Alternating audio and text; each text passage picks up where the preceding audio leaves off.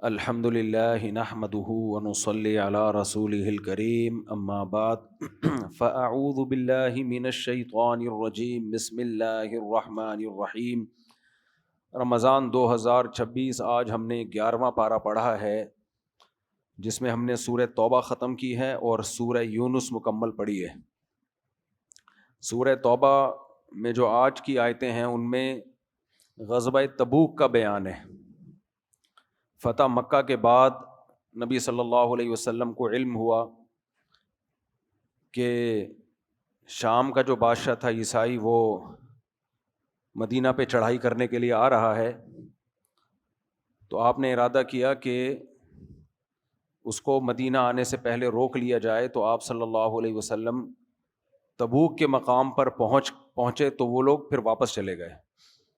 مدینہ سے تبوک بہت دور ہے، دیکھا ہوگا آپ نے، اور اس زمانے میں ریگستان اور اونٹوں کا راستہ اور گرمی کا موسم۔ صحیح بخاری صحیح مسلم میں اس کی تفصیل ہے کہ نبی صلی اللہ علیہ وسلم جب بھی کہیں جنگ ہونے والی ہوتی تھی تو آپ چھپاتے تھے، اس کو بتاتے نہیں تھے تاکہ دشمنوں تک اطلاع نہ پہنچ جائے۔ لیکن غزوہ تبوک میں آپ صلی اللہ علیہ وسلم نے پہلے بتا دیا سب کو، کیونکہ اس میں تیاری بہت کرنی تھی اور بہت مشکل لڑائی تھی یہ۔ تو اس میں بہت سارے لوگ بڑی آزمائشوں میں پڑے، اور جو منافق لوگ تھے انہوں نے بڑے بہانے کیے، کیونکہ ان پہ یہ لڑائی بہت زیادہ شاق گزر رہی تھی۔ یہ تھا کہ یہ تو بہت ہی مشکل لڑائی ہے۔ تو 3 صحابی تھے، حضرت کعب ابن مالک، مرارہ ابن ربی اور ہلال ابن امیہ الثقفی رضی اللہ عنہم۔ یہ 3 مخلص صحابی تھے، لیکن یہ بھی رہ گئے جنگ میں پیچھے،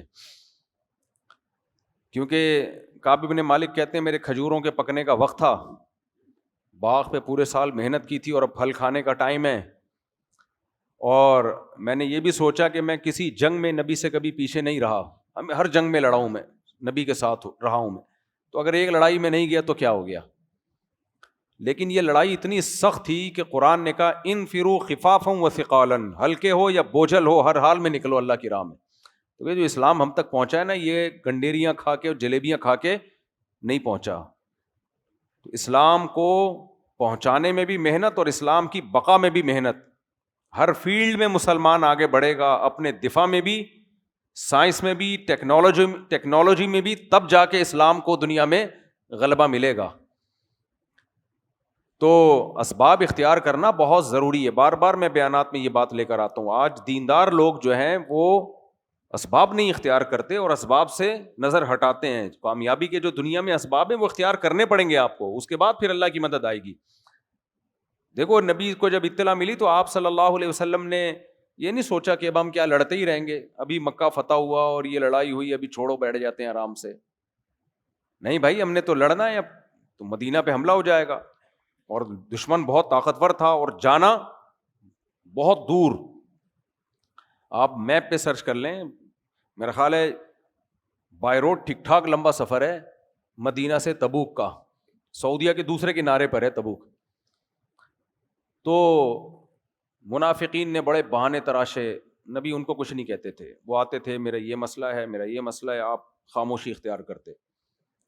خیر آپ لڑائی میں چلے گئے، تو جب وہاں تبوک کے مقام پہ پہنچے تو آپ کو خیال آیا کہ کعب ابن مالک تو بڑے مخلص ہیں، ما فعل کعب ابن مالک، کعب ابن مالک کو کیا ہو گیا، وہ کیوں نہیں آئے؟ تو ایک صحابی نے عرض کیا یا رسول اللہ حبسہ برداہ والنظر فی عطفی، یا رسول اللہ اب ان کے پاس پیسہ آ گیا ہے اور دائیں بائیں دولت کے ڈھیر لگ گئے ہیں، اس چیز نے ان کو اللہ کے راستے میں نکلنے سے روک دیا، یعنی باغ واغ کٹ رہے ہیں اور پیسہ ویسا بہت آ گیا ہے، دائیں بائیں پیسہ ہے، تو اب تھوڑی قربانی دی جا سکتی ہے۔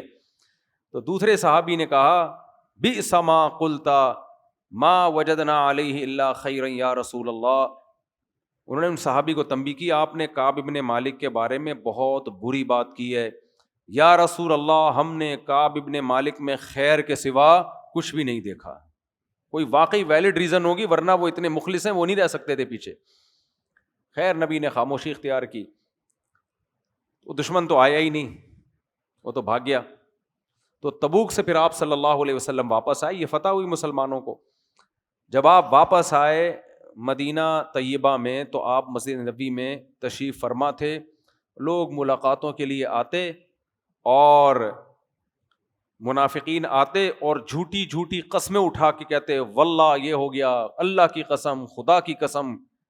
اور آپ صلی اللہ علیہ وسلم ان کے ظاہر کو قبول کر دیتے. وَوَكَّلَ سَرَائِرَهُمْ إِلَى اللَّهِ, اور اندر ان کے کیا ہے یہ کس کے حوالے کر دیتے؟ اللہ کے. اللہ خود ہی حساب لے گا.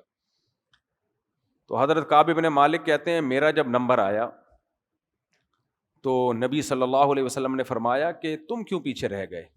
الم تکن قد ابتعت ظہرک, کیا تمہارے پاس سواری نہیں تھی ہمارے پاس ہمارے ساتھ چلنے کے لیے؟ تو حضرت کعب بن مالک کہتے ہیں کہ منافقین نے تو جھوٹ بول دیا تھا, تو مجھے بھی لوگ سمجھا رہے تھے کہ نبی کے سامنے جھوٹ بول دینا نبی کے غضب سے بچنے کے لیے. کہتے ہیں میں نے کہا میں سچ بولوں گا.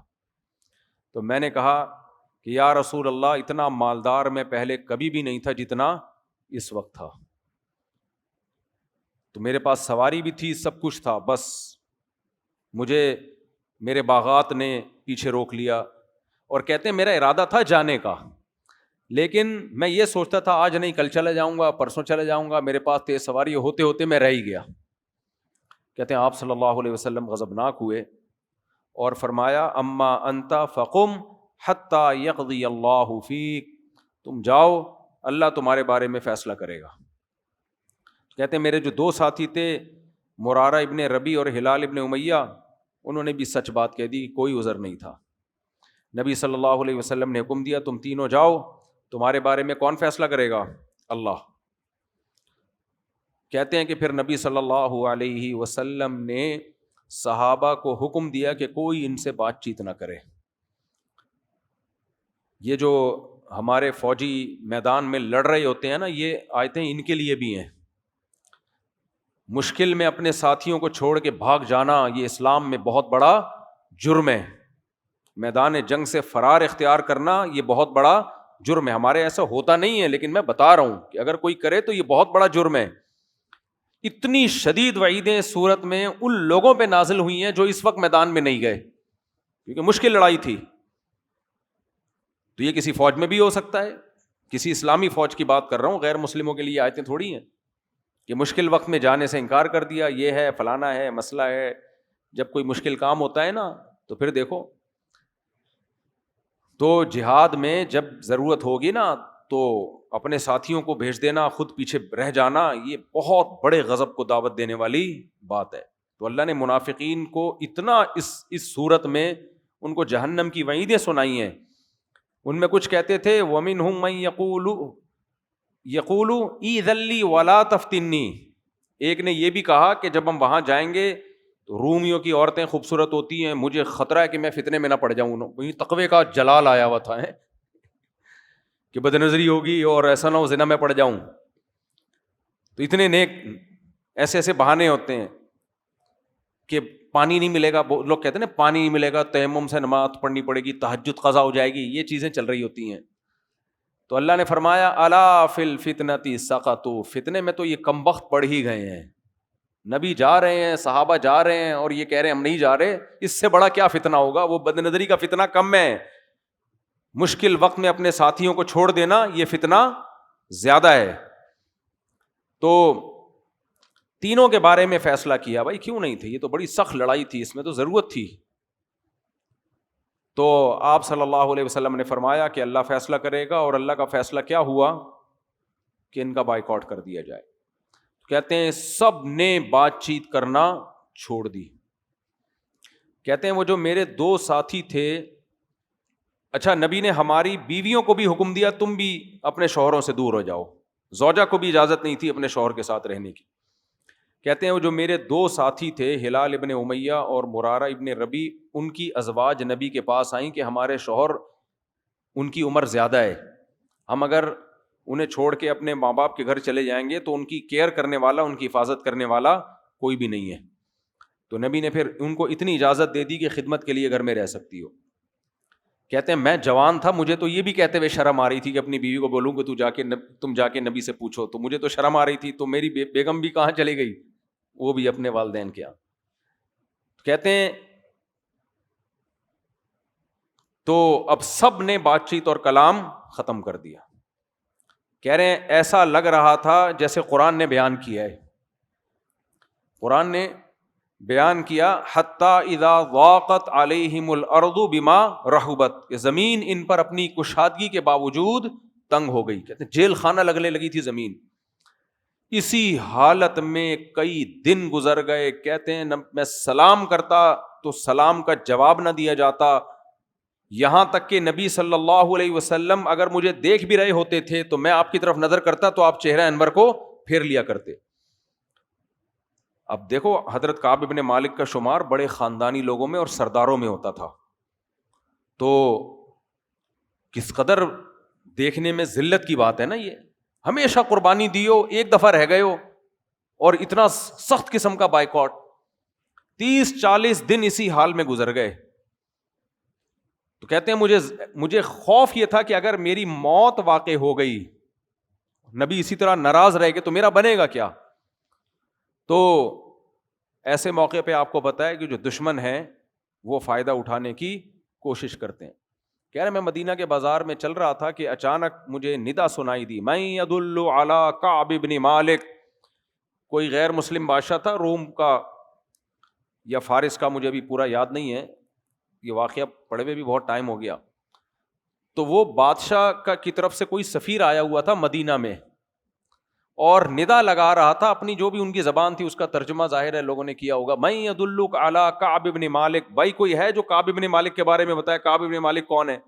کہتے ہیں لوگ صرف انگلی سے اشارہ کر رہے تھے, نام بھی نہیں لے رہے تھے میرا کہ وہ ہیں. کہہ رہے وہ میرے پاس آیا, اس نے مجھے بادشاہ کا خط دیا. کہتے ہیں میں نے وہ خط پڑھا تو اس میں لکھا ہوا تھا, ہمیں پتا چلا ہے کہ تمہارے ساتھیوں نے تمہارے ساتھ ناانصافی کی ہے, تمہارے ساتھ ظلم ہو رہا ہے, تمہارا بائیکاٹ کیا جا رہا ہے, تم عزت دار آدمی ہو, عزت کے قابل ہو, اگر تمہیں یہاں عزت نہیں مل رہی ہے آؤ ہمارے پاس, ہم تمہیں اچھا ٹھکانہ دیں گے. ایسا ہوتا ہے کہ نہیں ہوتا؟ ایسے موقع پہ شیطان ورغلاتا ہے کہ ابے ہمارے لوگوں نے تو ہمیں ویلیو دی نہیں ہے, ہم تو کر کر کے تھک گئے ان کے لیے, ایک دفعہ ہم پیچھے رہ گئے تھے اور غلطی ہے ہم نے سچ بول دیا. ہم بھی جھوٹ بولتے تو, اور وہ جھوٹے پھر بھی رہے ہو مکار جو منافق ہیں, وہ ناشتے گاتے پھر رہے ہو جو جھوٹی قسمیں اٹھا کے آئے ہیں, ان کا کوئی بائیکاٹ نہیں ہو رہا.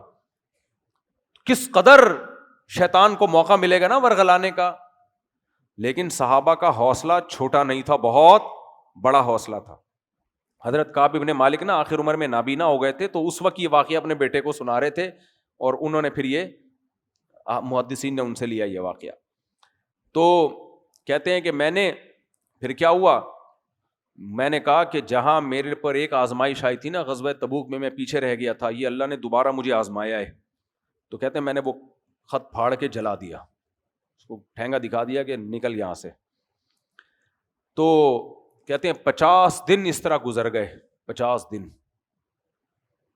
اور کہتے ہیں میری وہ حالت ہو گئی جو قرآن نے بیان کی ہے, حتی اذا ضاقت علیہم الارض بما رحبت وظنوا الا ملجا من اللہ الا الیہ. ان کو یقین ہو گیا اب اللہ کا در کھٹکھٹائے بغیر کچھ بھی حاصل نہیں ہو سکتا.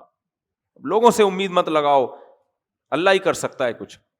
کہتے ہیں 50 دن گزرنے کے بعد, اچھا جو 2 باقی صحابی تھے نا, ان کی ازواج نے نبی کو یہ بھی بتایا, نبی نے فرمایا نا کہ اپنے شوہروں کو چھوڑ دو, تو انہوں نے کہا کہ وہ بوڑھے ہیں, تو آپ نے فرمایا ٹھیک ہے پھر میاں بیوی کا تعلق نہ ہو جو ہم بستری ہوتی ہے. تو انہوں نے کہا یا رسول اللہ جب سے ان کو سزا ملی ہے انہیں کسی چیز میں کوئی دلچسپی نہیں ہے سوائے رونے کے. یعنی ان پہ اتنا شاک گزر رہا ہے, ایسا غم کا پہاڑ ٹوٹا ہے کہ رونے کے علاوہ ان کا کوئی کام نہیں ہے. تو کہتے ہیں کعب بن مالک کہ 50 دن جب گزرے تو میں نے اپنے گھر کی چھت پہ فجر کی نماز پڑھی, دور ہوگا شاید مسجد سے گھر. تو کہتے ہیں مجھے ایک پکارنے والے کی پکار سنائی دی, مسجد نبوی سے اس نے پکارا، سلا پہاڑ پہ چڑھ کے وہاں سے تھوڑا سا دور، اور زور سے آواز آئی یا کعب ابن مالک ابشر، بس یہ جملہ، اے کعب ابن مالک مبارک ہو، صحیح ہے نا، خوشخبری قبول کرو، مبارک ہو۔ کہتے ہیں میں سمجھ گیا کہ اللہ نے میری توبہ قبول کر لی ہے۔ اتنے میں ایک گھوڑے پہ دوڑتا ہوا ایک صحابی آئے، انہوں نے خوشخبری سنائی کہ اللہ کے نبی نے تمہاری اعلان کر دیا ہے فجر کی نماز کے بعد کہ کعب بن مالک کی توبہ اور ان کے باقی ساتھی ہیں ان کی توبہ قبول ہو گئی۔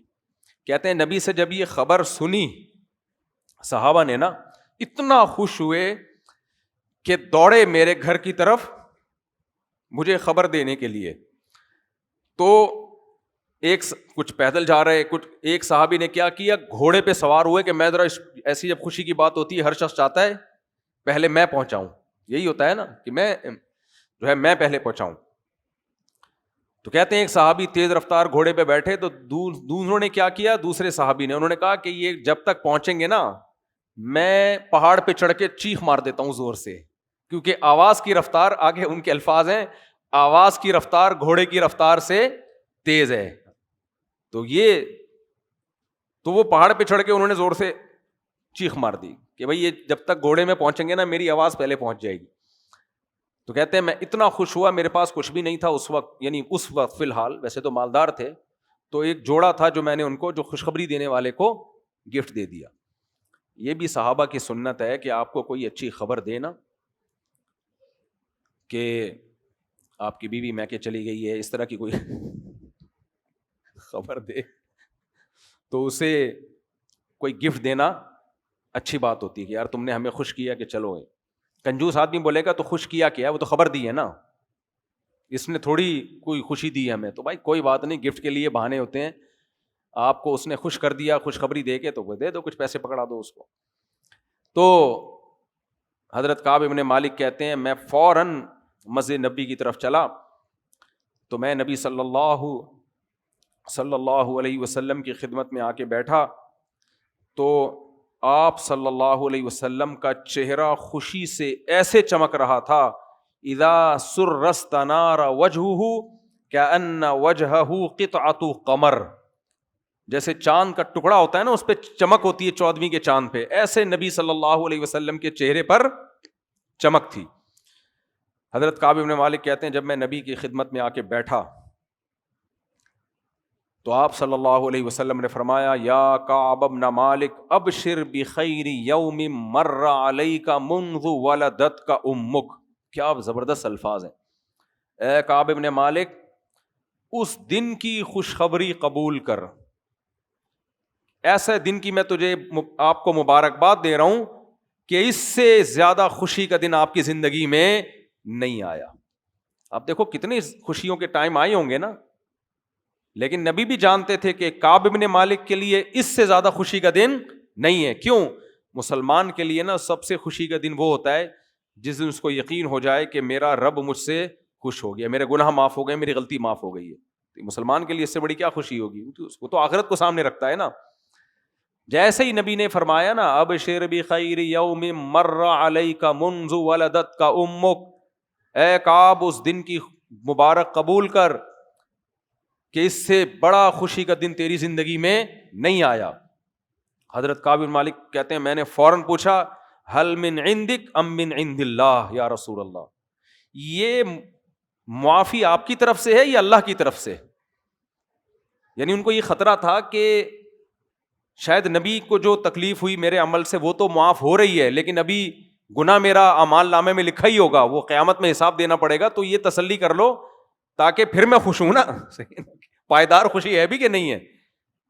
تو فوراً کہتے ہیں نبی نے جب مبارکباد دی نا، ہم تو دیکھو کوئی مبارکباد دے گا تو ہم فوراً خیر مبارک کہیں گے نا، تو فوراً حضرت کعب نے رپلائی نہیں کیا ہے، بلکہ پہلے تسلی کی ہے کہ یہ واقعی سچی مچی کی پائیدار خوشی ہے یا نہیں ہے، کیونکہ دو جہتیں ہیں نا اس پہلو کی، ایک تو نبی کو تکلیف ہوئی ہے وہ تو پھر نبی معاف کریں گے، اور ایک اللہ کی نافرمانی بھی تو ہوئی ہے تو وہ نبی تھوڑی معاف کر سکتے ہیں، وہ کون معاف کرے گا؟ اللہ۔ دیکھو اس سے پتہ چلتا ہے صحابہ کا عقیدہ توحید کتنا مضبوط تھا، عقیدہ توحید کتنا مضبوط تھا کہ غلطی ہوئی ہے تو معافی بھی کس کی طرف سے ہوگی؟ اللہ کی طرف سے. تو فوراً کہتے ہیں میں نے پوچھا حل من عندک ام من عند اللہ، یا رسول اللہ جو آپ خوشخبری سنا رہے ہیں یہ آپ کی طرف سے ہے یا اللہ کی طرف سے؟ نبی نے فوراً جواب دیا لا بل من عند اللہ، یہ کس کی طرف سے ہے؟ اللہ کی طرف سے. اور دیکھو وحی کی دو قسمیں ہیں، ایک وحی وہ ہوتی ہے جو نبی پہ وحی نازل ہوتی ہے لیکن وہ قرآن کا حصہ نہیں بنتی، اس میں مضمون اللہ کا ہوتا ہے، الفاظ کس کے ہوتے ہیں؟ نبی کے. اس کو وحی غیر مطلوع کہا جاتا ہے جس کی تلاوت نہیں کی جاتی. جتنی بھی حدیثیں ہیں وہ بھی اللہ ہی کا حکم ہے لیکن وہ الفاظ اس میں کس کے ہیں؟ نبی کے. جیسے حضرت عائشہ پہ جب تہمت لگی نا تو حضرت عائشہ فرماتی مجھے یہ یقین تو تھا کہ اللہ میری برات کا یعنی مجھے پاک دامن قرار دے گا، لیکن مجھے یہ خیال تھا کہ نبی کی زبان سے اللہ کہلوا دے گا کہ یہ پاک ہے. مجھے یہ امید نہیں تھی کہ اللہ وہی بنا کے نازل کر دے گا، کیونکہ وہ زیادہ ویلڈ ہے نا، وہ تو اللہ کا کلام ہے باقاعدہ.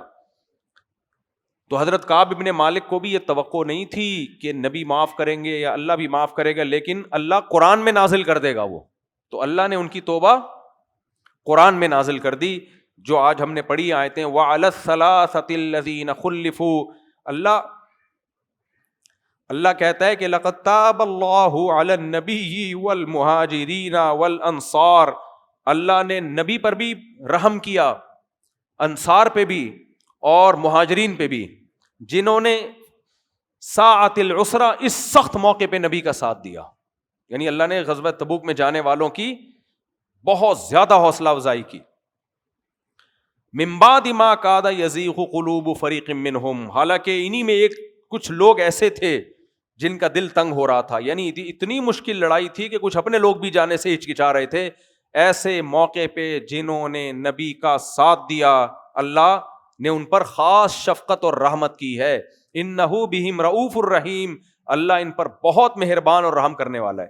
اس سے ہمیں یہ بھی پتہ چلتا ہے کہ آپ کے ماتحت لوگ اگر کسی مشکل میں آپ کا ساتھ دیں تو ان کی بھرپور حوصلہ افزائی کرنی چاہیے. ماں باپ کی دو قسمیں ہوتی ہیں، ایک جو ہر وقت چپیٹے لگاتے رہتے ہیں، ٹھیک ہے نا، اچھا کرو برا کرو چماٹا ہی آنا ہے، تانے ہی مل رہے ہیں. دوسرے وہ جو ہر وقت حوصلہ افزائی ہی کرتے رہتے ہیں. دونوں ٹھیک نہیں ہے، بیلنس ہونا چاہیے. بچے کو اچھا کام کرے خوب حوصلہ افزائی کرو اس کی، اچھا نہ کرے تھوڑا سا تنبیہ کرو اس کو. خیر، تو یہ ہر جگہ لیڈر کا بھی یہی اصول ہے، ہر جگہ یہی اصول ہے. تو اللہ نے بہت حوصلہ افزائی کی. پھر اللہ نے فرمایا جو پیچھے رہ گئے تھے ان میں جو 3 تھے اللہ نے ان کی توبہ بھی قبول کی. حتیٰ وعلی الثلاثۃ الذین خلفوا. اور اللہ نے ان کی جب توبہ قبول کی نا تو یہ نہیں ان کے لیے کہا کہ اللہ نے ان 3 کی بھی توبہ قبول کی جو پیچھے رہ گئے تھے. اللہ کی عادت ہے جب توبہ قبول کرتا ہے پھر تانے نہیں دیتا. صحیح ہے نا، یہ اللہ کی عادت ہے. وعلی الثلاثۃ الذین خلفوا. ان کی بھی توبہ اللہ نے قبول کی جن کو پیچھے رکھا گیا. حالانکہ رہے تو وہ خود تھے، انہوں نے تو خود اعتراف کیا. کیا مطلب؟ خدا کی حکمت اور مصلحت تھی، ان کو توفیق ہی نہیں ملی. تو یہ اللہ نے گویا ان کی طرف نسبت نہیں کی. اللہ نے کہا بہت سارے سبق ہم نے سکھانے تھے کہ نیک لوگوں سے غلطیاں بھی ہوتی ہیں اور توبہ کر کے کیسا مقام ملتا ہے، تو ان کو ایک حکمت سے پیچھے رکھا گیا تھا. حالانکہ اگر توفیق کی بات کرتے ہیں تو بھائی پھر تو اچھے برے ہر عمل کی توفیق اللہ کی طرف سے ملتی ہے نا. اور اگر اپنے اختیار کی بات کریں تو وہ تو اپنے اختیار سے پیچھے رہے تھے اور خود انہوں نے اعتراف کیا. اس سے ہمیں پتہ چلتا ہے کہ الفاظ کی سلیکشن، جب آپ الفاظ یوز کر رہے ہو نا تو صرف اس کو نہیں دیکھا جاتا کہ آپ کی زبان سے نکلنے والے الفاظ حقیقت کے مطابق ہیں یا نہیں ہیں، بلکہ یہ بھی دیکھا جاتا ہے کہ اس الفاظ سے سوسائٹی پہ اثر کیا پڑے گا. اس لیے محتاط الفاظ استعمال کیا کرو، کیونکہ جب ایک کی توبہ قبول ہو گئی ہے تو پھر اس کو تانے مت دو. یہ بالکل ایسا ہی ہے جیسے جنات نے جب نبی کا کلام سنا تو انہوں نے کہا کہ انا لا ندری اشر ارید بمن فی الارض ام اراد بہم ربہم رشدا. کہ بھائی ہمارا اوپر جانے کا راستہ بند ہو گیا، آسمان سے وحی آ رہی ہے، اب ہمیں نہیں پتا کہ یہ جو ہم اوپر جانا ہمارا سلسلہ بند ہو گیا کہ زمین والوں کے ساتھ شر کا ارادہ کیا گیا ہے یا اللہ نے خیر کا ارادہ کیا ہے. اب دیکھو کلام یہ ہونا چاہیے تھا کہ ہمیں نہیں پتا اللہ اب زمین والوں کے ساتھ کوئی خیر کرنے والا ہے یا کچھ شر کرنے والا ہے، کچھ کام ہونے والا ہے، کیونکہ بڑا واقعہ ہوا ہے تو کچھ ہوگا. اب اچھا بھی ہو سکتا ہے برا بھی ہو سکتا ہے. لیکن اچھے کے لیے کیا الفاظ استعمال کیا؟ کیا الفاظ استعمال کیے کہ ہمیں نہیں پتا رب ان کے ساتھ اچھا کرے گا، تو آگے یہ کہنا چاہیے تھا ہمیں نہیں پتا رب ان کے ساتھ اچھا کرے گا یا رب ان کے ساتھ برا کرے گا. لیکن جنات میں کتنی تمیز ہے، آپ دیکھو آج کل انسانوں میں یہ تمیز نہیں ہے. جنات یا پھر یہ کہتے ہمیں نہیں پتا انسانوں کے ساتھ اچھا ہوگا یا برا ہوگا، نہ، بالکل کلام چینج ہے. کہہ رہے ہمیں نہیں پتا انسانوں کے ساتھ اچھا اللہ اچھا کرے گا یا ان کے ساتھ برائی یا ان کے ساتھ برا ہونے کا فیصلہ ہو چکا ہے. یعنی برائی کی نسبت اللہ کی طرف نہیں کر رہے. نہیں آئی سمجھ میں بات؟ بھائی اچھا کرتا برا کرتا یعنی شر دیتا وہ بھی کون دیتا؟ اللہ. لیکن جنات کو بھی اتنی تمیز ہے اسلام لانے کے بعد کہ برائی کی نسبت اللہ کی طرف نہیں کی جائے گی، اچھائی کی نسبت اللہ کی طرف کی جائے گی. اس کی ایک اور بڑی پیاری مثال ہے. نبی صلی اللہ علیہ وسلم نے فرمایا من کانت ہجرتہ الی اللہ ورسولہ، میں ہر خطبے میں یہ حدیث پڑھتا ہوں، فہجرتہ الی اللہ ورسولہ. بڑا مزہ آتا ہے، ہمارے حضرت تو بڑے مزے لے کے یہ حدیث سنایا کرتے تھے کہ دیکھو کیسا اس میں چاشنی ہے. نبی نے فرمایا جس نے ہجرت کی اللہ اور اس کے رسول کی طرف یعنی ان کی رضا کے لیے، فہجرتہ الی اللہ ورسولہ، تو اس کی ہجرت اللہ اور رسول ہی کی طرف کہلائے گی. آگے الفاظ ہیں ومن کانت ہجرتہ لدنیا او امرأۃ ینکحھا، اور جس نے دنیا کی خاطر ہجرت کی. جب اللہ رسول کہہ رہے ہجرت کر لو تو نہیں کر رہے، بلکہ ایک عورت نے کسی کو پیشکش کر دی تھی تم مدینہ ہجرت کر کے آؤ تو میں تم سے شادی کر لوں گی، تو انہوں نے ہجرت کر لی. صحیح ہے نا؟ ویسے نہیں کر رہے تھے وہ. تو اس پہ نبی نے یہ حدیث بیان کی کہ جس نے ہجرت کی اللہ اس کے رسول کی طرف تو اس کی ہجرت اللہ اس کے رسول کی طرف. ومن کانت ہجرتہ لدنیا یصیبھا او امرأۃ ینکحھا، اور جس نے کسی عورت سے شادی کے چکر میں شادی کے لیے ہجرت کی ہے یا دنیا کے لیے کی ہے، فہجرتہ الی ما ہاجر الیہ، تو جدھر کے لیے کی ہے ادھر ہی ہو گئی اس کی ہجرت. نہیں آئی سمجھ میں بات؟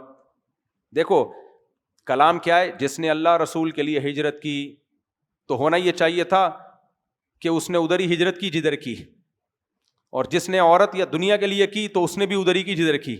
ایسے ہوتا، یا پھر یوں ہوتا کہ جس نے اللہ رسول کے لیے ہجرت کی اس نے اللہ رسول ہی کے لیے ہجرت کی، جس نے عورت یا دنیا کے لیے کی تو اس نے عورت یا دنیا کے لیے کی. یوں ہوتا، ایسا نہیں ہے. جب اللہ رسول کی بات آئی تو اللہ رسول کو ریپیٹ کیا گیا ہے. جس نے اللہ رسول کے لیے ہجرت کی اس نے ہجرت واقعی اللہ اور اس کے رسول کے لیے کی ہے. جس نے دنیا یا عورت کے لیے کی ہے تو نبی نے وہ دوبارہ لفظ ریپیٹ کرنا بھی گوارا نہیں کیا، ادھر ہی کی ادھر ہی کی ہے اس نے. صحیح ہے؟ نہیں آ رہی سمجھ میں بات؟ تم لوگ کو نہیں آئے گی سمجھ. اس کے لیے یہ پولیس بھی نہیں سمجھا سکتی یہ بات. اس کا تعلق ہوتا ہے ذوق سے. ذوق سمجھ میں آ رہی ہے بات؟ باذوق بنو گے، اللہ رسول کی محبت ہوگی تو سمجھ میں آئے گی. تو اللہ رسول کا لفظ میٹھا ہے، ہمارے نبی نے اس کو دہرایا. اور عورت یا دنیا جب اللہ کی رضا کے خلاف ہو تو پھر یہ کڑوا لفظ ہے. تو ہمارے نبی نے اپنے کلام میں اس کو ریپیٹ کرنا بھی مناسب نہیں سمجھا کہ پہلی دفعہ تو ضرورت کی وجہ سے بول دیا، دوبارہ اتنے اہتمام کے ساتھ اس کو عزت دینے کی کیا ضرورت ہے کہ یعنی جس نے ہجرت کی تو عورت ہی کی طرف کی ہے اس نے. نہ جس نے ہجرت کی جدھر کی ہے ادھر ہی کی ہے. دوبارہ ہم اس کا نام بولو نہیں لیتے. تو اس لیے الفاظ جو ہے نا وہ تھوڑا سا تمیز سے یوز کرنے چاہیے. اس لیے میں یوز کا لفظ یوز کرتا ہوں، استعمال تھوڑا سا گھڑا ہو جاتا ہے. خیر، تو یہاں بھی ایسا ہی ہے. جنات نے بھی ایسا ہی کلام کیا، کہنے لگے کہ بھائی دیکھو ہمیں نہیں پتا اللہ نے اس زمین کے ساتھ اچھائی کا ارادہ کیا ہے یا اس زمین والوں کے ساتھ برائی کا ارادہ کر لیا گیا ہے. پیسو وائز لے کر آئے. تو یہ اٹ از کالڈ تمیز. تو بڑوں کے ساتھ بھی اسی اسٹائل میں بات کرنا چاہیے. ہم جب مدرسے میں تھے تو ہمارے ٹیچر کوئی بات سمجھا رہے تو ہمیں بعض دفعہ سمجھ میں نہیں آتی تو ہم نے ایک دن اپنے بڑے استاد سے میں نے کہا کہ آپ سمجھا نہیں پا رہے ہیں. تو میرے کلاس فیلو تھے، انہوں نے بولا کہ بڑے کو یہ نہیں بولتے کہ آپ سمجھا نہیں پا رہے ہو، یہ بولے میں سمجھ نہیں پا رہا ہوں. حالانکہ اصل چاہے وہ سمجھا ہی نہ پا رہے ہو پھر بھی نسبت کس کی طرف کرو؟ نسبت یہی کرو کہ مجھے میں نہیں سمجھ پا رہا ہوں. تو مجھے ایسا جملہ یاد رہا کہ کہیں بھی اب ہوتا ہے تو میں کہتا ہوں بھائی میں سمجھ نہیں پایا آپ کی بات کیا کہہ رہے ہو. حالانکہ مجھے پتا ہوتا ہے یہ کمبخت سمجھا ہی نہیں پا رہا ہے، اس کو خود نہیں سمجھ میں آ رہا کہ بعض لوگ ایسے بول رہے ہوتے ہیں. ہمارے حضرت کے پاس نا کچھ لوگ آتے ہیں، کچھ بات سمجھاتے کوئی علمی مجلس کی تحقیق ہوتی تو حضرت نے فرمایا کہ پہلے آپ یہ کنفرم کریں کہ آپ جو کچھ کہہ رہے ہیں وہ خود آپ کو بھی سمجھ میں آ رہا ہے. بعض دفعہ انسان کا خود کلیئر نہیں ہوتا. ابھی میں تراویح پر ویڈیو بیان انشاءاللہ ریکارڈ کروانے والا ہوں, تو کچھ اسکالرز پہ ریئیکشن بھی ریکارڈ کرواؤں گا, اور میں اس میں بتاؤں گا کہ کچھ اسکالر جن کے ملین میں گئے ہیں, ان کی باتوں سے لگتا ہے ان کو خود بھی تراویح کا مسئلہ اب تک سمجھ میں نہیں آیا کہ 8 ہیں 20 ہیں, اصل کیا ہے اس میں. خود کنفیوز ہے دعووں میں, متضاد ہیں ان کے دعوے. تو جب خود ہی سمجھ میں نہیں آ رہا تو دوسرے کو کیا سمجھاؤ گے؟ پینترے بدلتے ہیں وہ. تو خیر, تو یہاں بھی ایسا ہی ہے. اللہ نے توبہ قبول کر لی تو اللہ نے یہ نہیں فرمایا وَعَلَى الثَّلَاثَةِ, ان لوگوں کی بھی توبہ قبول کی جو پیچھے رہ گئے تھے, بلکہ فرمایا خُلِّفُوا, جن کو کسی حکمت سے پیچھے رکھا گیا تھا, یعنی کہ تقدیر میں یہ تھا, کوئی حکمت تھی. تو حَتَّى إِذَا ضَاقَتْ عَلَيْهِمُ الْأَرْضُ بِمَا رَحُبَتْ, یہاں تک کہ جس زمین ان پر تنگ ہو گئی تو وَضَاقَتْ عَلَيْهِمْ أَنفُسُهُمْ, خود اپنی جانیں انہیں بوجھ لگنے لگی, اپنی جان ان کو بوجھ لگنے لگی. تو اللہ نے کیا کیا؟ فرمایا ثم تاب علیہم, اللہ نے ان کی توبہ قبول کی. ان اللہ هو التواب الرحیم, اللہ توبہ قبول کرنے والا ہے. اور یہ بھی فرمایا یا ایھا الذین آمنوا اتقوا اللہ وکونوا مع الصادقین, ایمان والو اللہ سے ڈرو اور سچے لوگوں میں ہو جاؤ. تو ان کو سچ کی وجہ سے اللہ نے نجات دی. سچ میں وقتی طور پہ آدمی پھنس جاتا ہے لیکن بعد میں نکل جاتا ہے, اور جھوٹ جو بولتا ہے نا وہ ساری زندگی پھر جھوٹ ہی بولتا رہتا ہے. ایک جھوٹ کو چھپانے کے لیے کتنے جھوٹ بولنے پڑتے ہیں, یہ مشہور ہے نا, ایک جھوٹ کو چھپانے کے لیے 100 جھوٹ بولتا رہے گا, بولتا ہی رہے گا جھوٹ. تو حضرت کعب ابن مالک کہتے ہیں کہ نبی کے چہرے پہ ایسے خوشی تھی جیسے چاند کا ٹکڑا, اور جب نبی نے فرمایا کہ تمہیں مبارک ہو, تو کہتے ہیں میں نے کہا یا رسول اللہ یہ آپ کی طرف سے اللہ کی طرف سے؟ فرمایا لا بل من عند اللہ, یہ کس کی طرف سے ہے؟ اللہ کی طرف سے. یہ نبی کی تواضع بھی تھی. آپ کو یہ بات سن کے غصہ نہیں آیا کہ میں جب کہہ رہا ہوں تو اب تمہیں یہ پوچھنے کی کیا ضرورت ہے کہ اللہ کی طرف سے ہے یا نہیں ہے؟ تو یہ اللہ کی طرف سے, آپ نے خوشی خوشی بتایا ان کی تسلی کے لیے. تو حضرت کعب بن مالک کہتے ہیں میں نے فوراً کہا یا رسول اللہ یہ مال ہے جس کی وجہ سے میں جہاد سے پیچھے رہا. وَإِنَّ مِن تَوْبَتِي أَنْ أَنْخَلِعَ مِن مَالِي صَدَقَةً إِلَى اللَّهِ وَرَسُولِهِ, میری توبہ کی اب تکمیل یہ ہے, کمپلیٹ توبہ میں اس کو مانوں گا کہ سارا مال یہ اللہ کے راستے میں صدقہ, یہ آپ کے حوالے ہے. سمجھ میں آ رہی ہے بات کہ نہیں آ رہی؟ کتنی بڑی قربانی دیکھو کہ سارا مال یہ فی سبیل اللہ. آپ نے فرمایا نہیں, سارا مال صدقہ مت کرو, کچھ کر دو, کچھ اپنے پاس رکھو, زندگی گزارنے کے لیے ضروری ہے یہ. نبی نے صرف حضرت ابو بکر صدیق کا سارا مال قبول کیا ہے, باقی ہمیں روایت میں نہیں ملتا کسی اور صحابی کا سارا مال آپ نے کبھی قبول کیا ہو. تو وجہ اس کی یہ کہ توکل کا معیار ہر ایک کا دوسرے سے مختلف. پھر گھر والوں میں توکل ہے یا نہیں, آپ میں ہے, پتہ چلا گھر والے کہہ رہے ہیں کہ بھائی آپ کی توبہ کی وجہ سے ہمیں کیوں بھوکا رکھا ہوا ہے. اس لیے نبی نے سارا مال قبول نہیں کیا. حضرت کعب ابن مالک کہتے ہیں کہ میں نے پھر اللہ سے یہ عزم کیا, اللہ تو نے مجھے سچ کی وجہ سے بچایا ہے تو میں زندگی میں کبھی جھوٹ نہیں بولوں گا. تو کہتے ہیں پھر اس سچ کی وجہ سے مجھ پہ بڑی آزمائشیں آئی ہیں, لیکن میں نے کبھی, صحابہ ویسے بھی جھوٹ نہیں بولتے تھے, جھوٹ کا مطلب ان کا یہ ہوتا تھا گول مول بات, توریہ ہوتا ہے نا, بات کو گھما دینا, بس کلیئر بات. صحابہ نبی کی نصیحت پہ ایسے عمل کرتے تھے کہ صحابی کو نبی نے کہا کہ استغنا سکھائے نا, کہ کسی سے کچھ مانگنا نہیں. ان کی حالت یہ ہو گئی تھی, گھوڑے پہ بیٹھے ہوتے تھے اور لاٹھی گر جاتی تھی, وہ بھی نہیں کسی سے کہتے تھے اٹھا کے دو. صحابہ نبی صلی اللہ علیہ وسلم کی بات کو بہت زیادہ اہمیت, وہ خود گھوڑے سے اٹھتے اٹھاتے, اتنی خودداری تھی. اور آج دین نام بن گیا اپاہج, جتنا پوستی ہوگا نا بیٹھے بیٹھے سارے کام اس کے ہوتے رہیں. دفتروں میں جا کے دیکھو, ٹھیک ہے ملازمین سے کام لو, لیکن کم وقت تو کولر کے پاس سے چل کے آ رہا ہے نا, تو لے لینا پانی. نہیں آئی سمجھ میں بات؟ دیکھو خدمت کے لیے ملازم رکھا ہے, اس سے کام لیں, رکھا اسی سلسلے میں ہے, لیں کام. کیسا کام لیں اس سے؟ آپ بیٹھ گئے, پانی پینا بھول گئے, آپ نے کہا یار ذرا میں آفس کے کام میں ہوں, بیٹا پانی لے آؤ, بیٹا چائے لے آؤ, سمجھ میں آتا ہے. ایک ہے آپ کو پیاس لگ رہی ہے, ایسے بھی لوگ ڈھیٹ لوگ ہیں, کولر بھی سامنے, گلاس بھی سامنے, بٹن دبانا ہے, پانی نکالنا ہے, ایسے قرآن رکھا ہوا. ورنہ میں ابھی وہ ایک قسم کی گالی تھی جو آ رہی تھی میرے ذہن میں. ایسے بھی لوگ ہیں حلال خور, حلال کو آپ الٹا کر لینا, ٹھیک ہے نا. ایسے بھی حلال خور, آئندہ میں کسی کو حلالی بولوں نا تو اس کی تشریح مجھ سے پوچھ لینا کہ کیا واقعی حلالی مراد ہے یا اس کو الٹ کر کے میں گالی منہ سے نکالنا نہیں چاہ رہا. تو وہ حلالی پن جو آیا تھا نا, جب سے کیا حلالی پن لگایا ہوا ہے, اس وقت سے پھر میں نے یہ ٹرم ایجاد کی ہے.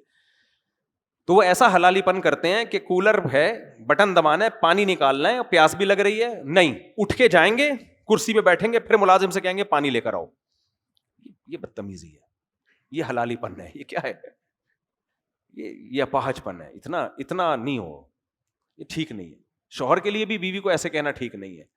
آپ پانی کے پاس بیٹھے ہوئے ہو, پانی نکال کے پی جاؤ یار. نہیں پیے گا, میں نے ایسے میاں بھی دیکھے ہیں مارکیٹ میں, پانی سامنے رکھا ہے, پی لینا, ادھر جا کے بیٹھے گا, بیگم سے بولے گا پانی لے کر آؤ. اس طرح تو باندیوں کے ساتھ سلوک نہیں ہوتا بھائی. تو یہ چل رہا ہے مارکیٹ میں. تو استغنا بڑی نعمت ہے. میں یہ نہیں کہہ رہا آپ ملازمین سے کام نہ لیں, بعض دفعہ انسان کے کام ایسے ہوتے ہیں کہ اس کو ملازم رکھنے پڑتے ہیں. اگر وہ سارے کام خود کرے گا تو اس اہم کام نہیں کر پائے گا وہ. لیکن اس کا مطلب کیا ہوتا ہے اس کو سمجھنا چاہیے. اس کا مطلب روپ جھاڑنا نہیں ہے. اور اچھا, یہ بھی ایک بڑی مصیبت ہے. بعض لوگوں کے یہاں اصول ہے کہ ملازم کھڑا رہتا ہے, آنے کے بعد یوں کھڑا رہے گا. یہ بھی غلط ہے, یہ غیر مسلموں کا طریقہ ہے. کوئی بھی آپ کی خدمت کے لیے ملازم, اس کو بٹھاؤ, بولے یہاں بیٹھ جاؤ, جب کام ہوگا تو بتا دوں گا. یہ سر پہ کھڑے رہنا جو ہے حدیث میں منع ہے یہ, اور علماء نے لکھا ہے یہ عجمیوں کا طریقہ رہا ہے ہمیشہ سے. تو کھڑے ہونے پر پابندی نہیں ہے, کسی کے اکرام میں آپ عزت کے لیے, رسپیکٹ دینے کے لیے کھڑے ہو سکتے ہیں. قوموا لسیدکم, حدیث میں آتا ہے سردار آیا ان کے لیے کھڑے ہو جاؤ. لیکن کھڑے رہنا کیا ہے, بت بن کے نہیں کھڑے ہوتے ایسے سامنے. اور پھر جو سامنے بیٹھا ہوا ہے, جو سیٹ ہے, اس کے طبیعت پہ بوجھ نہیں ہوتی یہ چیز کہ ایک بندہ تمہارے لیے کھڑا ہوا ہے یار, تکلیف میں ہے, تو خود بھی آدمی ڈسٹرب ہوتا ہے مینٹلی. اس کو بٹھا دو, بیٹا بیٹھ جاؤ یہاں پہ. مولانا تھانوی رحمۃ اللہ کے پاس کوئی آ کے کھڑا رہتا تھا نا, وہ غصہ ہوتے تھے اس کے اوپر. ایک دن کوئی آیا, جگہ نہیں مل رہی تھی, انہوں نے کہا مٹکا الٹا کر اس کے اوپر بیٹھ جا.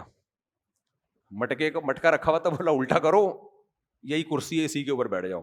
لیکن وہ اس پہ بہت ناراض ہوتے ہیں کہ سر پہ کوئی کھڑا رہے. آگے چلتے ہیں ہم جلدی سے, بس اس کو مکمل کرتے ہیں.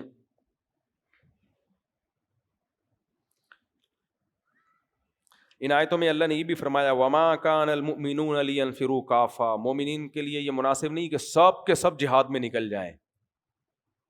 پہلے تو کوئی باقاعدہ فوج نہیں تھی نا, تو سارے ہی جا رہے ہوتے تھے. تو اللہ نے فرمایا کہ سب بھی نہیں, پیچھے بھی کام ہے, ہر طرح کے شعبے زندہ ہونا ضروری ہے.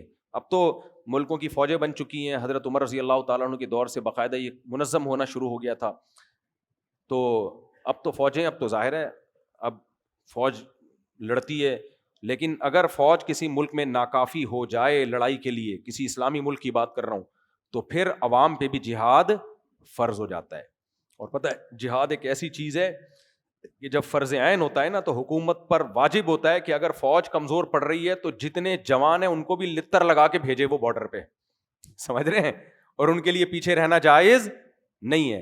اور اگر وہ بھی کافی نہیں ہو رہے تو پھر عورت پہ بھی واجب ہو جاتا ہے کہ وہ بھی لڑے جا کے.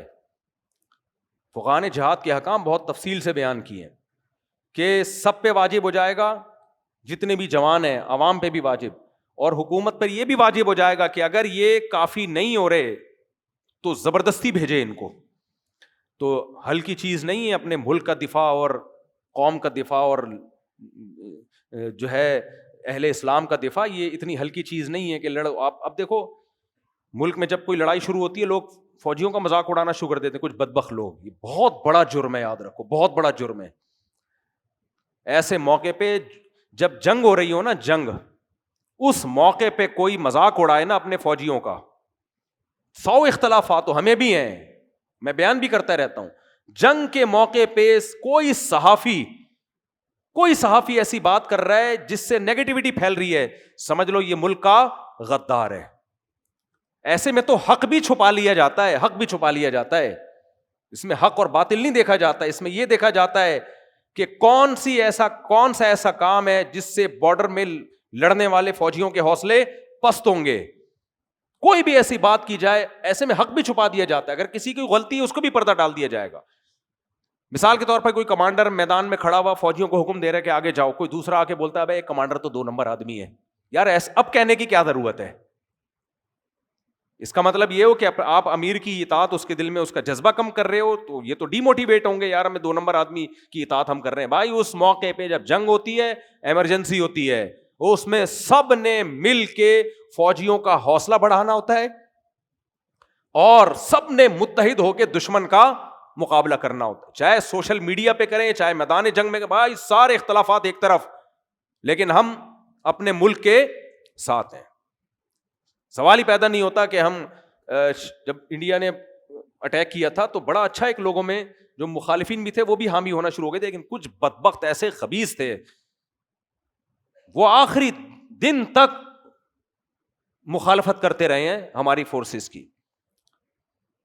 خود ہی لڑیں، ہم تو نہیں لڑیں گے، انہی کا کیا کرتا ہے، اس طرح کی بکواسات کر رہے تھے. لیکن جب ادھر سے میزائل داغے گئے ہیں اور پاکستان کو فتح ہوئی ہے تو پھر آ گئے واپس پلٹ گئے نا. یہ منافقین کا یہی ہے، لا الہ ہؤلاء ولا الہ ہؤلاء. تو اس لیے میرے بھائی لڑائی میں جو ہے نا متحد ہو جایا کرو اور یہ کوشش کیا کرو یار ہمیں بھی موقع ملے بارڈر پہ جانے کا. ابھی جب مودی نے میزائل مارے تھے نا تو کئی لڑکوں کے فون آئے، مصعب ہمیں بھی لے کے جاؤ بارڈر پہ. میں کہتا یار میں خود کوشش کر رہا ہوں، ہم بھی 2-4 ٹھش پش کرنے جا کے کیا ہے، گولا آ گیا تو شہید ہو جائیں گے اور کیا ہے. سیدھا حدیث میں آتا ہے الجہاد مختصر طریق الجنہ، جنت کا سب سے شارٹ راستہ کون سا ہے؟ جہاد ہے. ویسے ہمارے کون سے اتنے اچھے اعمال ہیں، وہاں لتر لگنے کا زیادہ خطرہ ہے ہم سب کو. تو سب سے آسان راستہ یہ ہے. تو بارڈر پہ لڑائی ہو، فوجی کمزور پڑ رہے ہو، ہر نوجوان کا جذبہ ہونا چاہیے مجھے بھیجو یار. لیکن اللہ کا شکر ہے جب یہ بنیان مرصوص آپریشن ہوا تو بہت سے نوجوانوں کا جذبہ تھا، میرا اپنا بھی جذبہ تھا، لیکن کوئی لنک ہی نہیں مل رہا تھا کدھر سے جائیں. میں نے کہا یار مزہ نہیں آ رہا تھا، خدا کی قسم بستر پہ مزہ نہیں آ رہا تھا یار. ادھر جاؤ یار 2-4 میزائل تو داغو نہ جا کے، انگلی کٹا کے ہی شہیدوں میں نام لکھوا دو. تو ایسے موقع پہ یہ جذبہ ہونا چاہیے. یہ بےغیرت قسم کے جو صحافی بکواسات کر رہے ہیں نا، ان کی مت سنو. اس موقع پہ کچھ بےغیرت صحافی ہیں، وہ گند ہی ان کے منہ سے ہمیشہ گوں ہی نکلے گا. باقی جب جنگ ختم ہو جائے پھر لڑو آپس میں. وہ تو ہم لڑ رہے ہیں، اللہ کا بڑا فضل ہے، سیاسی لڑائیاں بھی ہوں گی وغیرہ وغیرہ بھی ہوگا، تو پھر لڑو آپس میں. دشمن کے سامنے کیا ہے ایک. اور یہ جو لڑائیاں ہو رہی ہیں نا، یہ ان لڑائیوں کے پیچھے اسرائیل اور انڈیا ہے. سمجھ میں آ رہی ہے بات؟ کیونکہ پاکستان ایک واحد ایٹامک طاقت رہ گئی ہے، وہ کبھی بھی سامنے سے آئے تو مار کھائی نا، تو اب دائیں بائیں سے آ رہے ہیں وہ.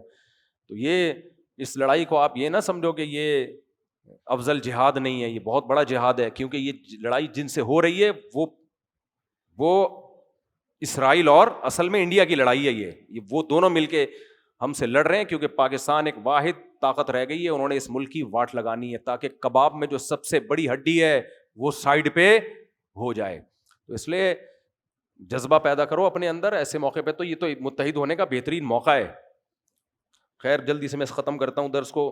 ساری آج جہاد کی آیتیں، اللہ نے اتنی آیتیں بیان کی ہیں ایسا زبردست.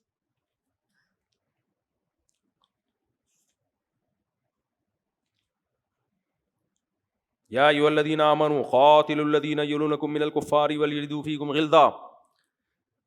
اللہ فرماتے ہیں جو کفار سے جب لڑائی کرو نا تو ان کو چاہیے تمہارے اندر سختی محسوس کریں. صحیح ہے نا؟ کیا محسوس کریں؟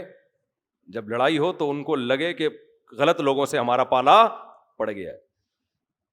وَاعْلَمُوا أَنَّ اللَّهَ مَعَ الْمُتَّقِينَ، اور جان لو اللہ پرہیزگار لوگوں کے ساتھ ہے. تو جہاد میں برائیوں سے اجتناب کی بڑی اہمیت ہے.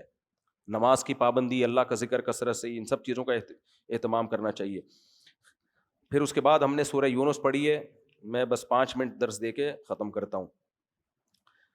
سورہ یونس میں اللہ نے فرمایا اکان للناس عجبا ان اوحینا الی رجل منہم ان انذر الناس. بڑا مزہ آتا ہے یہ سورت پڑھنے میں بھی. اللہ فرماتے ہیں لوگوں کو اس پہ تعجب ہو رہا ہے کہ ہم نے انہی میں سے کسی کو پیغمبر بنا دیا اور ان کے ذمے لگایا کہ لوگوں کو اللہ کے عذاب سے ڈرائیں. وبشر الذین آمنوا، اور ایمان والوں کو خوشخبری سنا دیں کہ ان کے لیے اللہ کے پاس بہت اچھا ٹھکانہ ہے. پھر اللہ نے اپنی قدرت بیان کی. اللہ کہتے ہیں قال الکافرون ان ھذا لساحر مبین. بجائے اس کے کہ ان کی بات کو مانتے، کافر الٹا کہنے لگے معاذ اللہ یہ جادوگر ہیں. محمد صلی اللہ علیہ وسلم کیا ہیں؟ جادوگر. حالانکہ جادوگروں کے ایسے حالات نہیں ہوتے، ایسی پاکیزہ تعلیمات نہیں ہوتی. پھر اللہ کہتا ہے یہ کیسے جادوگر ہیں، ان کی تعلیمات تو دیکھو، یہ تمہیں خدا کی طرف بلا رہے ہیں. کون رب؟ ان ربکم اللہ الذی خلق السماوات والارض فی ستۃ ایام، جس نے 6 دنوں میں آسمانوں اور زمین کو پیدا کیا. یہ 6 دن، یہ والے 6 دن مراد ہیں یا کوئی اللہ کے ہو سکتا ہے 6 ارب سال ہوں اللہ کے 6 دن؟ تو اس کے بارے میں ہمیں قرآن و سنت میں تفصیل نہیں ملتی. لیکن قرآن نے پھر 6 دنوں کا تذکرہ کیوں کرتا ہے؟ اس لیے کہ تورات اور انجیل میں 6 دن ہیں، تاکہ یہودیوں کو یقین آ جائے، مسیحیوں کو بھی، کہ یہ کتاب پچھلی کتابوں سے الگ نہیں ہے. اگر الگ مدت بیان کی ہوتی، وہ کہتے ہیں ہماری کتابوں میں کچھ اور، تو یہ اللہ کا کلام تو ہو نہیں سکتا کہ ہماری کتاب میں اللہ کوئی اور مدت بیان کر رہا ہے اور ادھر کوئی اور. باقی 6 دن سے کون سے 6 دن ہیں یہ اللہ ہی بہتر جانتا ہے. بھائی اللہ کی 6 دنوں سے کیا مراد ہے؟ یہی 6 دن بھی ہو سکتے ہیں، کچھ اور 6 دن بھی ہو سکتے ہیں، یہ اللہ ہی بہتر جانتا ہے. آخرت میں ہم اللہ میاں سے پوچھ لیں گے تو اللہ خود بتا دے گا. تو آگے اللہ تعالیٰ فرماتے ہیں ثم استوى علی العرش یدبر الامر، معاملات کی تدبیریں کرتا ہے. اور هو الذی جعل الشمس ضیاء والقمر نورا، سورج کو اس نے کیسا چمکتا ہوا بنایا، چاند کو اس نے نور بنایا. وقدرہ منازل، چاند کی منزلیں کیسی طے کر دی ہیں اس نے، کیسی خوبصورت کیلکولیشن ہے. گھٹتے گھٹتے کھجور کی ٹہنی کے برابر، پھر مارکیٹ سے شارٹ، پھر دوبارہ نمودار ہو کے ہوتے ہوتے پورا گول 29-30. فرمایا قدرہ منازل، اس کی منزلیں طے کر دیں. لتعلموا عدد السنین والحساب، تاکہ تمہیں سالوں کا حساب پتہ چل جائے. یہ کیسے؟ آپ کہہ سکتے ہو یہ تو ہمیں شمسی کیلنڈر سے. دیکھو یہ جو سورج کا سال جب مکمل ہوتا ہے، یہ تو بہت بعد میں ایجاد ہوا ہے نا، یہ تو ماہر فلکیات کی کیلکولیشن ہے. چاند ایک ایسا کیلنڈر ہے پوری دنیا میں، یعنی اس کو چینج نہیں کیا جا سکتا. پوری دنیا میں مسلم ہے، پوری دنیا اس کو دیکھ رہی ہوتی ہے کہ یہ اس سال کا کون سا چاند ہے، اور چاند کو دیکھ کے پتہ چل جاتا ہے آج تاریخ کیا ہے. تو چاند کی جو اوتھینٹسٹی ہے نا، جو اس پہ اعتماد ہے، وہ 100% ہے. یہ جو انگریزی سال ہے نا، یہ بھی ٹھیک ہے، یہ اللہ، سورج بھی اللہ نہیں بنایا ہوا ہے، اس کی بھی اللہ نے منزلیں طے کی ہیں، لیکن اس میں صدیوں پہلے گھپلے ہوئے ہیں. یہ خود ماہر فلکیات، جو اس تاریخ کے ماہر ہیں وہ بتاتے ہیں، کیونکہ یہ کیلکولیشن یہ ہر ایک کو نہیں پتہ چل رہا ہوتا ہے نا دیکھ کے. تو اس میں جنوری کا مہینہ آگے کر دیا، فروری کا مہینہ آگے کر دیا، یہ دھاندلیاں ہوتی رہی ہیں. لہذا ہم جب کہتے ہیں نا سیدنا عیسیٰ ابن مریم کو جب سے آسمان پہ اٹھایا تھا، اس وقت سے اس کی کیلکولیشن ہوتی ہے نا. تو ہم جب کہتے ہیں نا کہ حضرت عیسیٰ علیہ الصلوۃ والسلام کو آسمان پہ اٹھائے ہوئے 2025 سال ہو چکے ہیں، یہ 26واں سال ہے، تو اس میں یہ 100% یقینی طور پہ نہیں کہا جا سکتا، کیونکہ بیچ میں بادشاہوں نے اس میں گڑبڑیں کی ہیں. بہت زیادہ فرق نہیں ہے لیکن گڑبڑیں ہوئی ہیں. لیکن جب ہم کہتے ہیں کہ یہ 1447 ہجری ہے، نبی کو ہجرت کیے ہوئے 1447 سال ہو گئے، یہ اتنی رائٹ کیلکولیشن ہے کہ اس میں غلطی کا امکان ممکن ہی نہیں ہے. کیونکہ نبی نے جب ہجرت کی تھی اس کے بعد سے سب چاند دیکھ رہے ہیں، تو اس میں غلطی نہیں ہو سکتی نا. یہ ہو نہیں سکتا کہ محرم کو کوئی سفر کہہ دے، سفر کو کوئی محرم کہہ دے، کیونکہ تو نظر آ رہا ہے نا. تو اس لیے اللہ فرماتے ہیں ہم نے چاند کی منزلیں طے کر دیں. آگے اللہ فرماتے ہیں ما خلق اللہ ذلک الا بالحق، اللہ نے یہ سب کچھ ناحق پیدا نہیں کیا، اس میں کوئی حکمت ہے. حکمت کیا ہے؟ تمہیں آزما رہا ہے کہ تم اس کا شکر ادا کرتے ہو کہ نہیں کرتے. پھر اللہ نے اپنی بہت قدرتیں، 2 آیتیں میں بس پڑھ کے درس ختم کرتا ہوں. اللہ فرماتے ہیں وَإِذَا مَسَّ الْإِنسَانَ الضُّرُّ دَعَانَا لِجَنبِهِ أَوْ قَائِمًا أَوْ قَاعِدًا أَوْ قَائِمًا، جب انسان کو مصیبت پہنچتی ہے تو پھر ہمیں یاد کرتا ہے، بیٹھے ہوئے بھی، لیٹے ہوئے بھی، چلتے ہوئے بھی اللہ اللہ کرتا رہے گا. اے اللہ ڈاکٹر نے کہہ دیا کہ مجھے کینسر ہے، مرنے والا ہوں، اے اللہ تو ہی بچائے گا. تکلیفوں میں ہوتا ہے تو کون یاد آتا ہے؟ اللہ. ملحد بیچارے اس سے محروم ہیں، وہ تکلیف میں بھی اللہ کو یاد نہیں کرتے. تو عام کافر تکلیف میں اللہ کو یاد کرتا ہے، چاہے وہ بھگوان کہہ دے، چاہے وہ گاڈ کہہ دے، کچھ بھی کہہ دے، لیکن جو کریٹر ہے اس کو یاد کرتا ہے. اللہ فرماتے ہیں فَلَمَّا كَشَفْنَا عَنْهُ ضُرَّهُ، جب ہم مصیبت کو دور کر دیتے ہیں، مَرَّ كَأَن لَّمْ يَدْعُنَا إِلَّا ضُرٍّ مَّسَّ، ایسے ہو جاتا ہے جیسے اس نے کبھی ہمیں پکارا ہی نہ ہو، بھول جاتا ہے بالکل. اللہ فرماتے ہیں پھر اسی آیت کو اللہ نے ایک دوسرے انداز سے بیان کیا. فرمایا جب تم سفر میں ہوتے ہو، اذا کنتم فی الفلک، کشتی میں، وجرین بہم بریح طیبۃ وفرحوا بها، آرام سے سفر ہو رہا ہوتا ہے، جاءتھا ریح عاصف، ایک طوفانی ہوائیں چلتی ہیں، پہلے زمانے میں تو پتہ ہی نہیں ہوتا تھا نا کب طوفان آ رہا ہے، اب تو پتہ چل جاتا ہے. کشتیاں طوفان میں لٹو کی طرح گھومتی تھیں اور یقین ہو جاتا تھا اب مریں گے. تو کیا کہتے ہیں، اللہ فرماتے ہیں دعوا اللہ مخلصین لہ الدین. جتنے مشرک ہیں نا، جو بتوں کو پکارتے ہیں اور جو کوئی چوہے کو، کوئی سورج کو، کوئی آگ کو، سب عبادتیں ہو رہی ہیں، سب کچھ چھوڑ چھاڑ کے یہ سارے مشرک کس کو پکارتے ہیں؟ اللہ کو. ان کو پتا ہے ابھی چوہا کچھ نہیں کرنے والا، گائے ماتا ابھی فی الحال رپورٹ یہ ہے کہ وہ کچھ بھی نہیں کرے گی. ہمارے جو بھگوان، جو بت ہیں، جو پتھر کے بنے ہوئے بت، کچھ بھی نہیں کر سکتے. اللہ کہتے ہیں وہاں تمہارے دل سے اندر سے آواز آتی ہے، اے اللہ بچانے والا کون ہے؟ صرف تو. یہ عام کافروں کے بارے میں کہا ہے، لیکن جو مسلمانوں کا مشرک ہے نا، وہ عام کافروں سے بڑا ڈھیٹ ہے. کیونکہ مجھے یاد ہے ایک دفعہ ایک صاحب تھے، وہ شپ پہ جاب کرتے تھے، بوڑھے ہو گئے تھے، مجھے اپنا واقعہ سنا رہے تھے کہ بیٹا ایک دفعہ ہم شپ میں تھے تو طوفان نے گھیر لیا ہمیں، جہاز ہچکولے کھانے لگا اور ہم سب مرنے لگے، سب اللہ کو یاد کرنے لگے. تو میں نے ان سب کو کہا کہ یا محمد کی تسبیح پڑھو، یا محمد، یا تو بچ جاؤ گے. میں نے دل میں، مجھے فوراً قرآن کی آیت آئی کہ ایسے عذاب میں تو اللہ کہتا ہے جو بت پرست ہے نا، وہ بھی سب کو چھوڑ کے کس کو پکارتے ہیں؟ اللہ کو.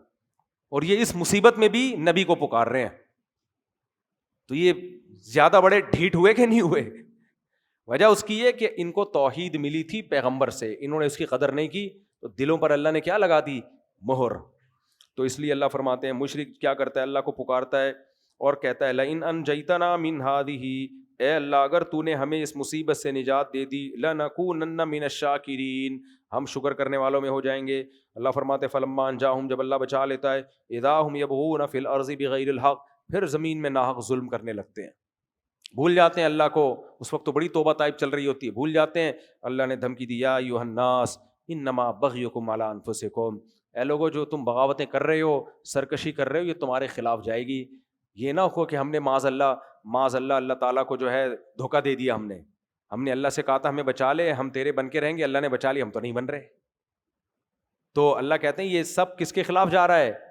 تمہارے خلاف جا رہا ہے. اور جو تم دنیا میں مزے اڑا رہے ہو، عذاب نہیں آ رہا عہد شکنی پہ، تو کوئی بات نہیں.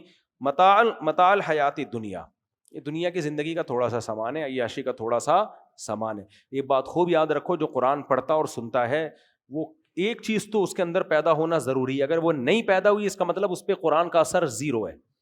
کسی کی دولت کو دیکھ کے رشک آنا، کاش میں بھی ایسا ہوتا، یہ اس کی علامت ہے آپ نے قرآن سے کچھ بھی نہیں سیکھا. کیونکہ قرآن یہ لفظ بہت ریپیٹ کرتا ہے، متاع الحیات دنیا، دنیاوی زندگی کا تھوڑا سا سامان. میں بہت نالائق آدمیوں کے نیک بھی شاید نہ ہوں، میں ہو سکتا ہوں بھی، کچھ کہہ نہیں سکتے اس بارے میں، کنفرم نہیں ہے. لیکن اگر میں سرٹیفائڈ نیک ہوتا تو کنفرم ہوتا. تو میرے کوئی ایسے بزرگوں والے اعمال نہیں ہیں، نالائق آدمی ہوں. لیکن ایک چیز اللہ نے میرے اندر پیدا کی ہے، کبھی کسی کی دولت، گاڑی، بنگلہ، اس کا شاہی پروٹوکول دیکھ کے مجھے کبھی بھی یہ اللہ کا فضل ہے جیلسی نہیں ہوئی یا رشک نہیں آیا کہ کاش میرے پاس بھی ایسا پیسہ ہو. کیونکہ یہ استحضار رہتا ہے کہ چند ٹکے ہیں، تھوڑے دنوں میں ختم. اب تو ٹکا ہی بڑھ گیا ہے، مثال ہی صحیح نہیں دی جاتی، پاکستانی کرنسی سے ٹکا زیادہ مہنگا ہو گیا.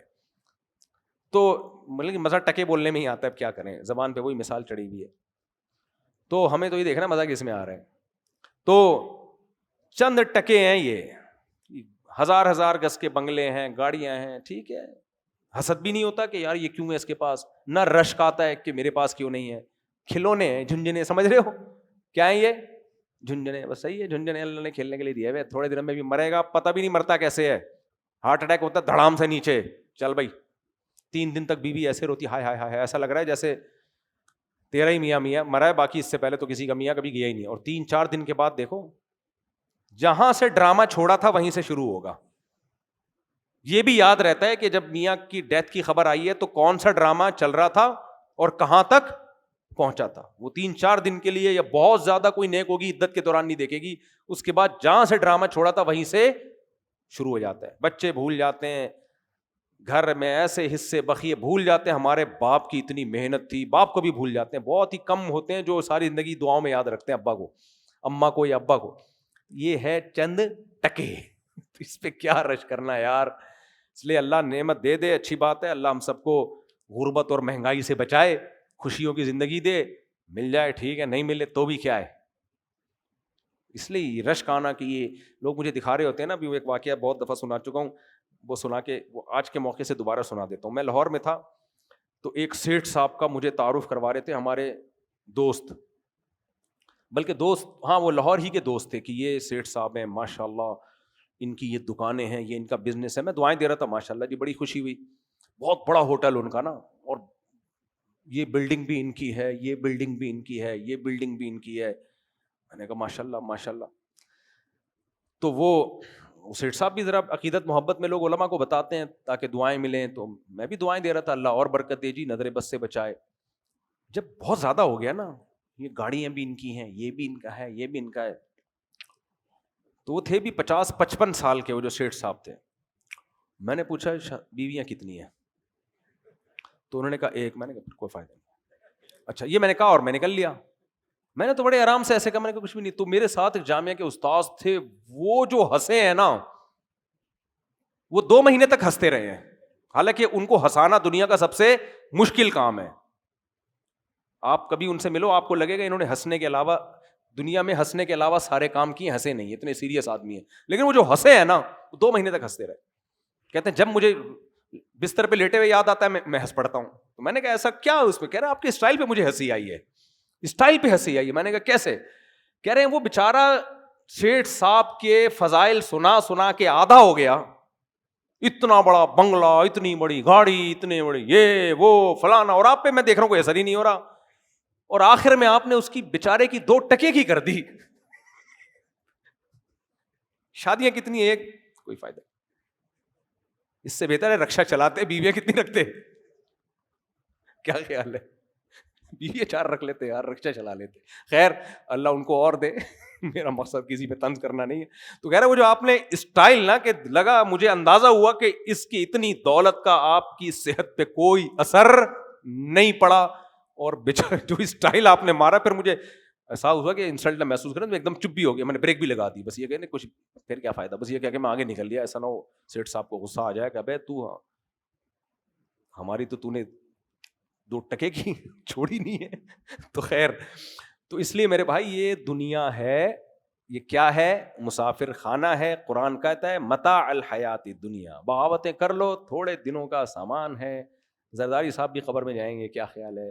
اور سارے جتنے شرفاء ہیں, شریف کی جمع شرفاء آتی ہے, سب کہاں جائیں گے بولو؟ قبر میں. آفیسر بھی, ٹماٹر والا بھی, رکشے والا بھی. تو چند دنوں کے کھیل ہیں, اچھا مل جائے, اچھی زندگی گزر جائے, شکر ہے اللہ کا.